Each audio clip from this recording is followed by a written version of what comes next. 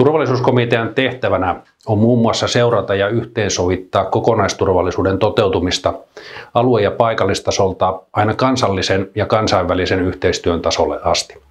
Tiedostin tämän jo entuudestaan, mutta kokonaisturvallisuuden rooli suomalaisen yhteiskunnan kriisinsietokyvyn tuottajana on vakuuttanut merkityksellisyydellään.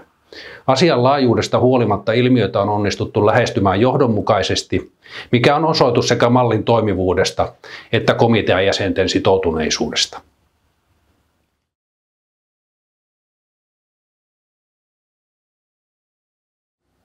Kokonaisturvallisuuden toimintamallimme perustuu laajaan turvallisuuskäsitykseen, jossa uhkakuvat voivat olla kaikkia ihmislähtöistä kriiseistä luonnonkatastrofeihin.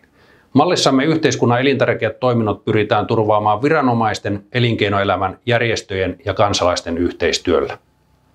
Yksi hyvä esimerkki yhteistyöstä on, kun uhanneen sähköpulan aikana kotitalouksien pienillä teoilla saatiin varmistettua sähkön riittäminen meidän kaikkien tarpeisiimme. Kriisit ovat nykyisessä toimintaympäristössämme yhä useammin laaja-alaisia ja vaikeasti ennakoitavia. Monihäiriötilanteita, joista kukaan ei selviä yksin. Nykyisessä turvallisuusympäristössä mallimme herättää erityistä kiinnostusta kansainvälisesti. Pienenä maana ja historiamme seurauksena olemme luottaneet siihen, että kaikkien panosta tarvitaan kriisinkestävän Suomen rakentamiseksi.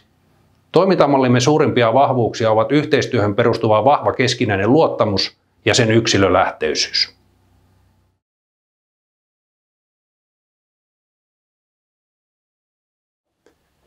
Vuosi 2024 tarjoaa ainutlaatuisen ja merkittävän mahdollisuuden turvallisuusasioiden yhteensovittamiselle.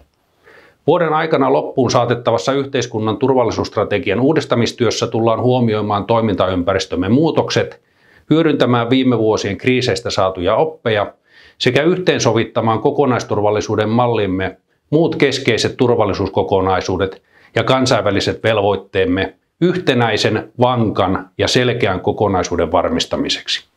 Uudistustyössä haluamme kuulla eri sidosryhmien näkemyksiä avoimesti ja laaja-alaisesti.